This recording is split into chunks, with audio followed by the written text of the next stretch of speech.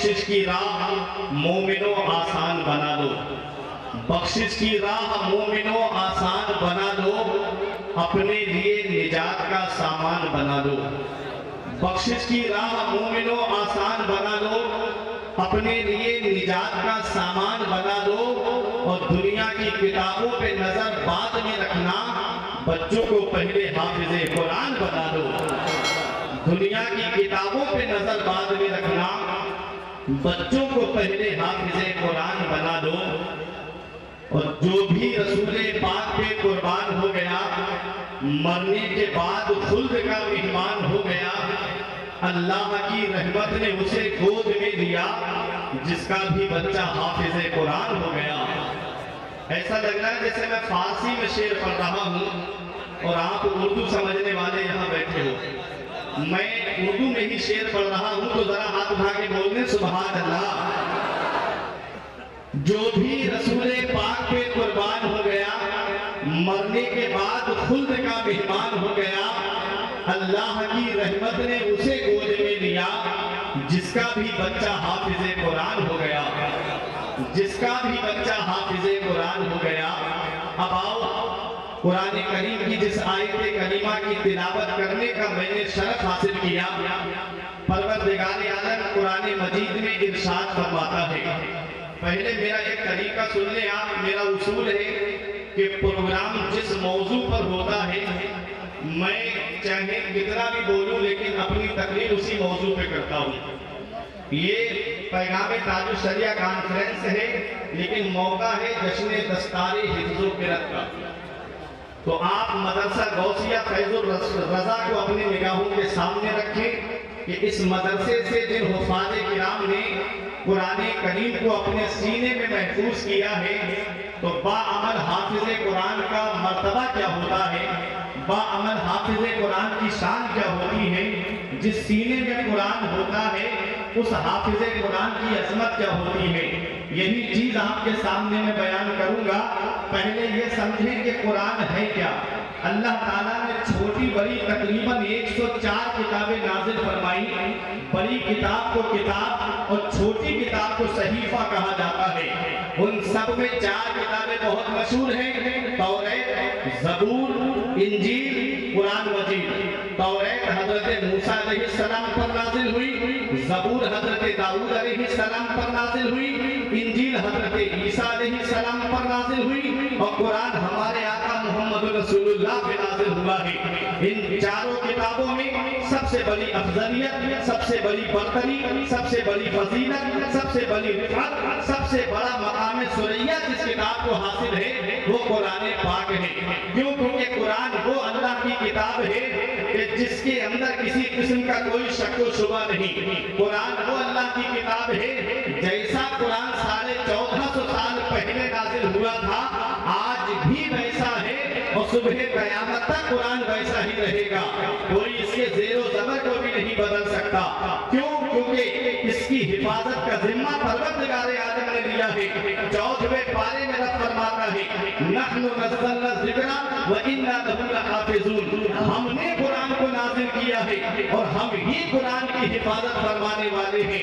तौरात को उसके मानने वालों ने बदल दिया, इंजील को उसके मानने वालों ने बदल दिया, ज़बूर के अंदर तहरीफ कर दी गई। जैसी ज़बूर पहले नाजिल हुई थी, आज वो ज़बूर नहीं है। क्यों? क्योंकि कोई किताब सुरयानी में नाजिल हुई है, कोई किताब इब्रानी में नाजिल हुई थी, कोई किताब लातीनी जुबान में नाजिल हुई थी, कुरान अरबी में नाजिल हुआ है। आज आप इंजील को उठा करके देखें तो आपको उस जुबान में नहीं मिलेगी जिसमें वो किताब नाजिल हुई थी। आज आप ज़बूर को उठा करके देखें तो ज़बूर भी उस जुबान में आपको नहीं मिलेगी। आप तौरात को उठा करके देखें तो तौरात भी उस जुबान में आपको नहीं मिलेगी। मगर वह मेरे कुरान, तेरी अजमत का कोई जवाब नहीं, तेरी शान का कोई जवाब नहीं, तेरी बुलंदी का कोई जवाब नहीं, तेरी रिफात का कोई जवाब नहीं, तेरे मकाम सुरैया का कोई जवाब नहीं। कुरान जैसा अरबी में नाजिल हुआ था, आज भी वैसा है, सुबह क़यामत तक वैसा ही रहेगा। है कौन मोहम्मद कौले खुदा, फरमान न बदला जाएगा। है कौन मोहम्मद कौले खुदा, फरमान न बदला जाएगा। बदलेगा ज़माना लाख मगर कुरान न बदला जाएगा। नारे तकबीर, नारे रिसालत,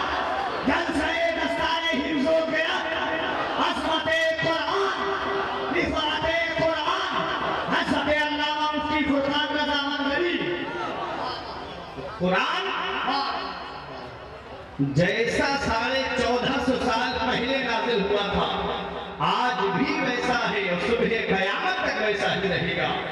अब आप कहोगे मौलाना तौरात भी तो अल्लाह की किताब है, ज़बूर भी तो अल्लाह की किताब है, इंजील भी तो अल्लाह की किताब है और कुरान भी अल्लाह की किताब है। तौरात को क्यों बदल दिया गया, ज़बूर को क्यों बदल दिया गया, इंजील को क्यों बदल दिया गया, कुरान को क्यों नहीं बदला गया? तो सुनो, तौरात की हिफाजत का जिम्मा रब ने नहीं लिया, इंजील की हिफाजत का जिम्मा रब ने नहीं लिया, अरे कुरान की हिफाजत का जिम्मा परवरदिगार आलम ने लिया है। रब कुरान में फरमाता है नहनु नज़्ज़लना ज़िक्रा व इन्ना लहू लहाफ़िज़ून, हमने कुरान को नाज़िल किया है और हम ही कुरान की हिफाजत करवाने वाले हैं।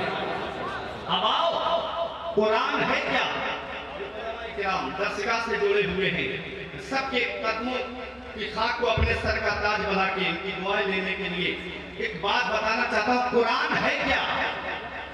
कुरान को अगर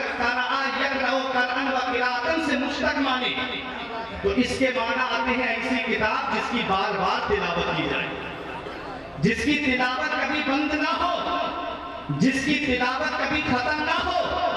जितना कुरान पढ़ा जाता है दुनिया में कोई किताब इतनी नहीं पढ़ी जाती। और ये कुरान का एजाज है कि आप कोई भी किताब ले लें, एक बार पढ़ने के बाद आपका दिल नहीं करेगा उसे दोबारा पढ़ने के लिए और सुनने के लिए। तो कुरान की शान कि जितना ज्यादा पढ़ा जाए उतना ही ज्यादा लुत्फ आता है। मैं सच्चाई बोल रहा हूं तो आप खामोश नहीं रहेंगे। ये मेरे कुरान की शान है कि 5 वक्त की नमाज में हम सूरह फातिहा की तिलावत पढ़ते हैं और जहरी नमाज में सुनते हैं। अब आओ देखो, जितना कुरान पढ़ा जाता है इतनी कोई किताब नहीं पढ़ी जाती। नमाज में कुरान पढ़ा जाता है, महफिल मिलाद हो तो कुरान पढ़ा जाता है, घर पे कोई फंक्शन हो कुरान खानी हो तो कुरान पढ़ा जाता है। जितना कुरान पढ़ा जाता है इतनी कोई किताब नहीं पढ़ी जाती है। तो कुरान के क्या माना है? अगर कुरान से मुश्तक माने तो इसके माना आते हैं ऐसी किताब जिसकी बार बार तिलावत की जाए, जिसकी हर बार तिलावत की जाए, जिसकी तिलावत कभी खत्म न हो। और कुरान को अगर से मुश्तक माने तो इसके माना आते हैं मिलाने वाली, इसके माना आते हैं जमा करने वाली। मेरे आका फरमाते हैं लोगों तुम कुरान को मत छोड़ो, कुरान तुमको नहीं छोड़ेगा, तुम कुरान की तिलावत करो। देखो अब कुरान की तिलावत जब इंसान करता है तो कुरान बंदे को रब से मिला देता है। कुरान के एक माना है मिलाने वाला। तो देखो कुरान कैसे रब से मिला देता है। मौला अली शेर खुदा फरमाते हैं जब मेरा दिल चाहता है कि मैं अपने रब से बातें करूं तो मैं नमाज पढ़ने लगता हूं, और जब मेरा दिल चाहता है मेरा रब मुझसे बातें करे तो मैं कुरान पढ़ने लगता हूं। ये कुरान है और कुरान की वो शान रब फरमाता है लौ अंज़लना हाज़ल कुरान अला जबल, अगर हम इस कुरान को पहाड़ पर नाज़िल फरमाते लरअयतहु खाशिअम मुतसद्दिअम मिन खशियतिल्लाह, तो जरूर तू देखता कि वो पाश पाश हो जाता, टुकड़े टुकड़े हो जाता, रेजा रेजा हो जाता अल्लाह के खौफ से। क्योंकि कुरान जलाली है। अगर उसका एक हर्फ भी पहाड़ पर नाज़िल होता तो पहाड़ रेजा रेजा हो जाते। कभी आपने सोचा पहाड़ है क्या? पहाड़ कहते किसको है? तो ये भी कुरान से सुनो, रब फरमाता है अलम नजअलिल अर्दा मिहादा वल जिबाला औतादा, हमने पहाड़ों को मेखे बनाया, हमने पहाड़ों को कालम बनाया, हमने पहाड़ों को कीले बनाया। जब कोई इंसान मकान बनाने के लिए खड़ा होता है तो पहले कालम खड़ा करता है, दीवारें ना भी लगे सिर्फ कालम पे लिंटर डाल दिया जाए, तब भी वो घर जो है छत गिरेगी नहीं, छत महफूज रहेगी। तो ये कालम जो होते हैं ये लिंटर को रोकने का जरिया है। ये मेरे प्यारे मुसलमानों, अल्लाह तबारक व तआला ने जब जमीन को पैदा फरमाया किसके ऊपर पैदा फरमाया? पानी के ऊपर पैदा फरमाया। और पानी के ऊपर जब पैदा किया तो पानी के अंदर ठहराव नहीं है, पानी हिलता रहता है। पानी पानी और जमीन के दरमियान बुखार पैदा हुआ। बुखार जिसको आप अगर फलसफा की एतबार से जानेंगे तो उसे भाप कहते हैं। जब पानी और जमीन के दरमियान भाप पैदा हुई तो जमीन हिलने लगी, जमीन में ठहराव नहीं था। तब परवरदिगार आलम ने पहाड़ों की मेखें पैदा फरमाई, पहाड़ों की कीलें पैदा फरमाई। अब देखो वो मजबूत पहाड़ जिनको जमीन के रोकने के लिए अल्लाह ताला ने पैदा फरमाया। अल्लाह फरमाता है अगर हम अपने इस कुरान का एक हर पहाड़ पर नाज़िल फरमाते तो पहाड़ रेजा रेजा हो जाता। जरा सोचो तो सही, कुरान करीम पहाड़ पे नाज़िल हो तो पहाड़ रेजा रेजा हो जाए। जो जबल मुस्तहकम है, जो मजबूत है, जिसके अंदर जो है वो जिसके अंदर मजबूती है, उस पे कुरान नाज़िल हो जाए तो कुरान के अंदर जलाल है, उसकी वजह से पहाड़ रेजा रेजा हो जाए। हमारी कौम के छोटे छोटे बच्चों ने कुरान के 30 पारे अपने सीने में महफूज कर दिए हैं। इनके सीने का कुछ क्यों नहीं हुआ? इनके सीनों का क्या हाल होना चाहिए? पहाड़ जैसी चीज कुरान को लेने से इनकार करे कि रेजा रेजा हो जाएगी अल्लाह के खौफ से। इन बच्चों ने तो 30 पारे अपने सीने में महफूज कर लिए हैं। इनके सीने का कुछ क्यों नहीं हुआ? इनके सीने तो जल जाना चाहिए, इनके सीनों को तो जल करके खाकिस्तर हो जाना चाहिए, लेकिन कुछ नहीं हुआ। 10 साल का बच्चा कुरान हिफ्ज करके कुरान के 30 पारे अपने सीने में रखे हुए हैं। 15 साल का बच्चा कुरान को हिफ्ज करके कुरान के 30 पारे सीने में रखे हुए हैं। ऐसा क्यों है? तो सुनो प्यारे मुसलमानों, और ये जो लाइट आप देख रहे हो, ये जो रोशनी आप देख रहे हो, ये जो बिजली देखते हो आप, ये कहां से आई है? ये डायरेक्ट पावर हाउस से आई है या ट्रांसफार्मर के जरिए तुम्हारे घर में आई है? डायरेक्ट पावर हाउस में तुमने तार लगाए हैं या ट्रांसफार्मर से होकर के? ये बिजली पहले पावर हाउस में बनी, पावर हाउस से होते हुए तार के जरिए ट्रांसफार्मर के अंदर आई और ट्रांसफार्मर ने उसको कन्वर्ट किया और करने के बाद में फिर उसको हल्का करके आहिस्ता हल्का करके इस बिजली को दूसरी जगह पे सप्लाई किया। अब उसमें तार लगाओगे तो घर का कूलर भी चलेगा, फ्रिज भी चल जाएगा, वॉशिंग मशीन भी चल जाएगी। और डायरेक्ट पावर हाउस में लगा दिए तो पता है तुम्हारे घर का कुछ सामान तो नहीं चलेगा, तो लगाने वाला पहले जल करके राख हो जाएगा। अब मैं आपको एक मिसाल से समझा रहा हूँ, सिर्फ तकरीब फहीम के तौर पर। कुरान है क्या? कुरान पहाड़ पर नाज़िल हो तो पहाड़ रेजा रेजा हो जाए अल्लाह के खौफ से। तो ये कुरान कहाँ नाज़िल हुआ है? कुरान कहाँ उतरा है? तो रब कुरान में फरमाता है नज़ला बिही रूहुल अमीन अला क़ल्बिका लितकूना मिनल मुनज़िरीन। ये कुरान जिब्रील अलैहिस्सलाम महबूब के दिल पे उतारते हैं। कुरान नबी के दिल पर उतरा है। मेरे आका ने उस जलाली कुरान को जमानी बना करके अपनी उम्मत के छोटे छोटे बच्चों को नारे तकबीर, नारे रिसालत, अज़मते मुस्तफा, अज़मते मुस्तफा।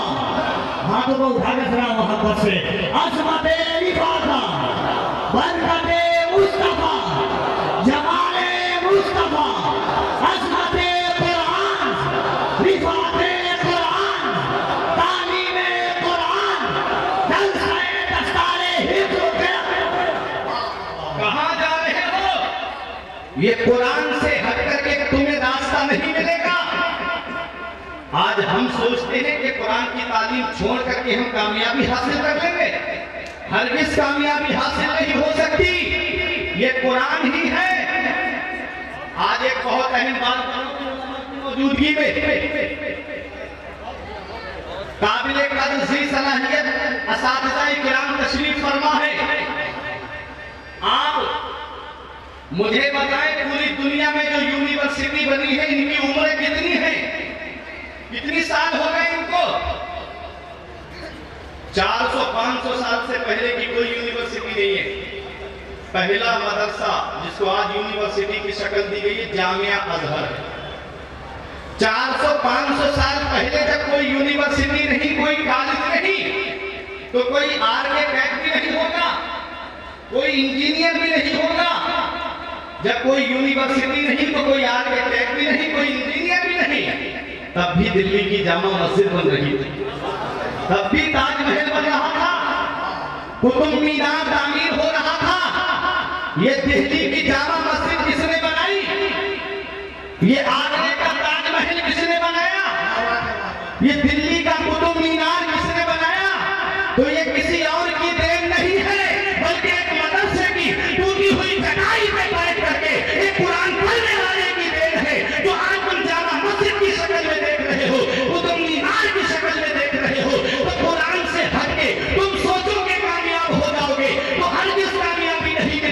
कुरान वो अल्लाह की किताब है जिसमें हर चीज का बयान मौजूद है। हीरे कुरान के अंदर मौजूद है, मोती कुरान के अंदर मौजूद है, सतत कुरान के अंदर मौजूद है, गौहर कुरान के अंदर मौजूद है। और जिस मरीज को दुनिया में डॉक्टरों ने इलाज कर दिया हो उसकी शिफा भी कुरान के अंदर मौजूद है। लेकिन शर्त यह है इतनी सलाहियत होनी चाहिए, शर्त यह है इतनी काबिलियत होनी चाहिए, शर्त यह है इतनी उसके अंदर इल्मी लियाकत होनी चाहिए कि कुरान के अंदर से वो रुमूज़ व असरार को तलाश कर सके। आप में आज आपको जब बात आ ही गई है, मौजूद तो किसी और तरफ जाता, लेकिन जब कुरान की बात आ गई है तो आओ जरा एक इल्मी बात सुनते हुए चलो।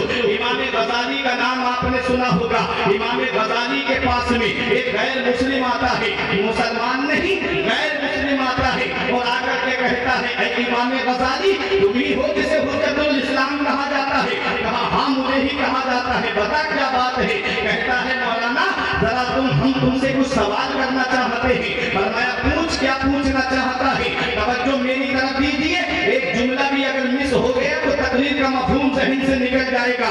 कौन सवाल कर रहा है? गैर मुस्लिम सवाल कर रहा है। किससे? इमाम गजाली से कि हमने कुरान के अंदर सितारों की चाल का जिक्र पढ़ा है। क्या पढ़ा है? सितारों की चाल का जिक्र पढ़ा है। इमाम गजाली हैरत से देखने लगे। कहा तुमने कौन सी आयत में पढ़ा है? कहता है मैंने सूरह यासीन शरीफ में पढ़ा है। उसके अंदर लिखा है कुल्लुन फी फलकिन यस्बहून, हर चीज आसमान में तैर रही है, हर चीज आसमान में चल रही है। वो कहता है तुम्हारा दावा है कि हर चीज का बयान कुरान के अंदर मौजूद है, तो सितारों की चाल का भी जिक्र कुरान में होगा? बोले हाँ है। कहा तो मैं समझ गया है कुरान में सितारों की चाल का जिक्र, लेकिन सीधी चाल का जिक्र है, उल्टी चाल का जिक्र नहीं है। और जब हर चीज का बयान है तो सीधी भी होना चाहिए, उल्टी भी चाल का जिक्र होना चाहिए। आज हम कुरान पढ़ते हैं तो रस्मी तौर पे कुरान पढ़ते हैं, आज हम कुरान की तिलावत करते हैं तो सिर्फ रस्मी तौर पे कुरान पढ़ करके उठा करके रख देते हैं। और आज तो कुरान पढ़ने की नौबत ही कहाँ आ रही है? आज तो हर हाथ में मोबाइल नजर आ रहा है। आज तो हमारे बच्चों के हाथ में, जिस कौम के हाथ में कुरान होना चाहिए था उस जगह आज मोबाइल ने ले ली है। जिस जगह कुरान की तिलावत होनी चाहिए थी वहां बैठ करके टीवियां देखी जा रही है, वहां बैठ करके मूवियां देखी जा रही है। आज मेरी कौम तबाही के उस दहाने पे पहुंच गई है जहां से इसे वापस लाना बहुत मुश्किल होता जा रहा है। आज हम बातें सुनते तो हैं लेकिन अमल नहीं करते। आज हम कुरान की बातें सुनते लेकिन कुरान पे अमल नहीं करते। आज हम हदीस की बातें सुनते हैं लेकिन हदीस पे अमल नहीं करते।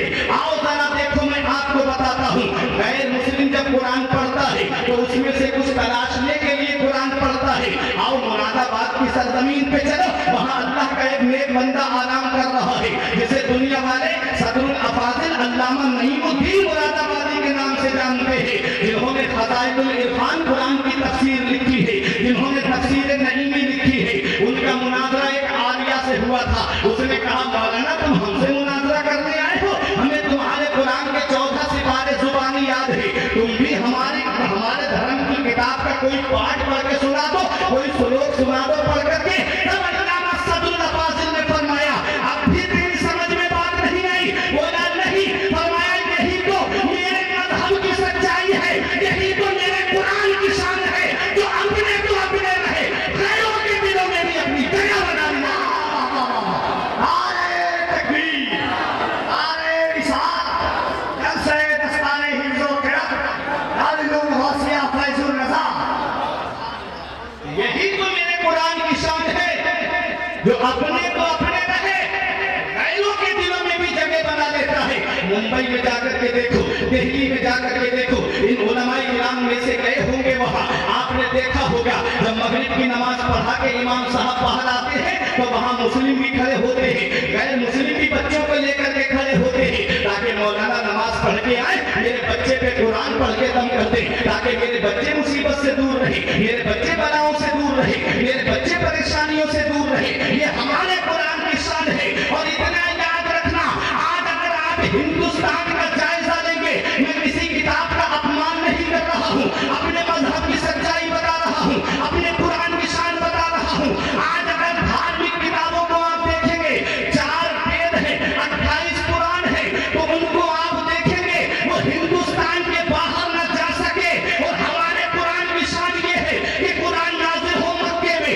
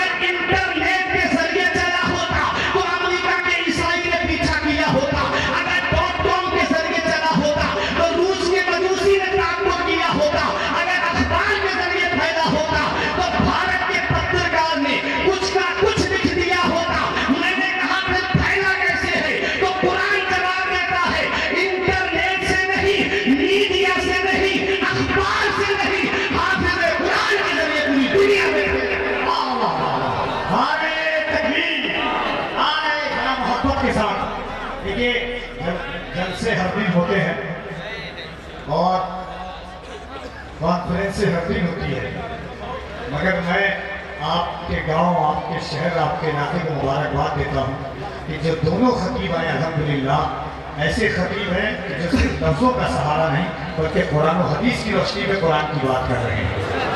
आप भी जब से सुनते हैं मोहब्बत से हाथों को उठाकर अज़मत कुरान के वहाँ बात खुराएं।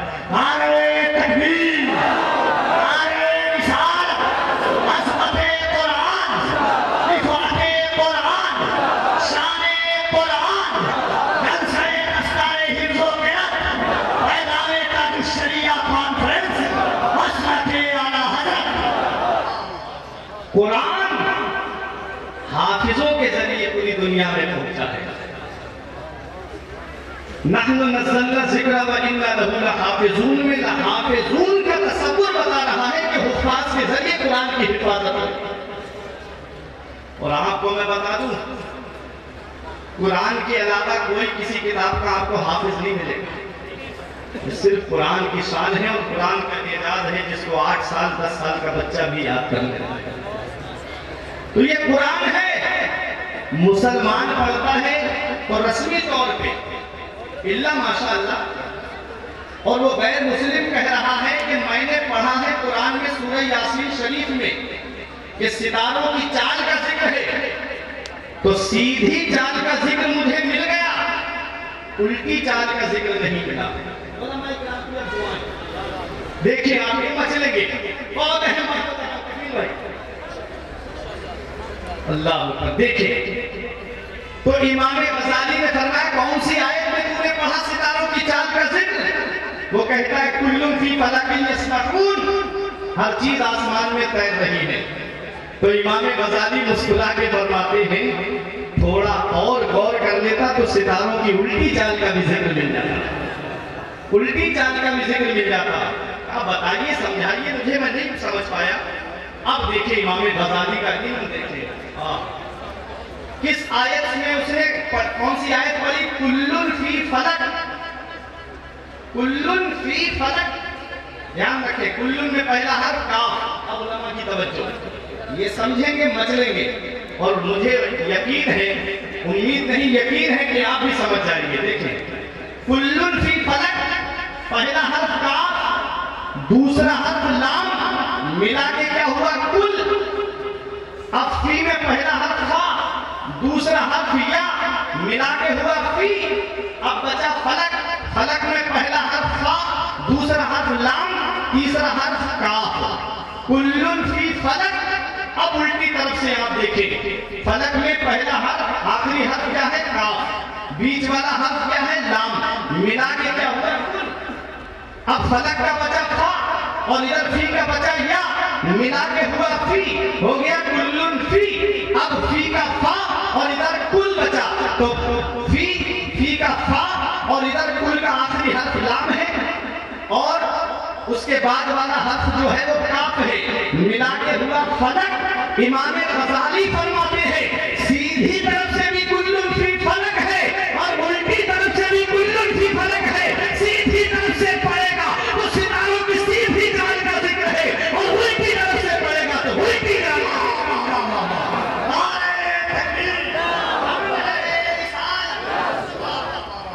ये कुरान है, हर चीज का बयान कुरान के अंदर मौजूद है।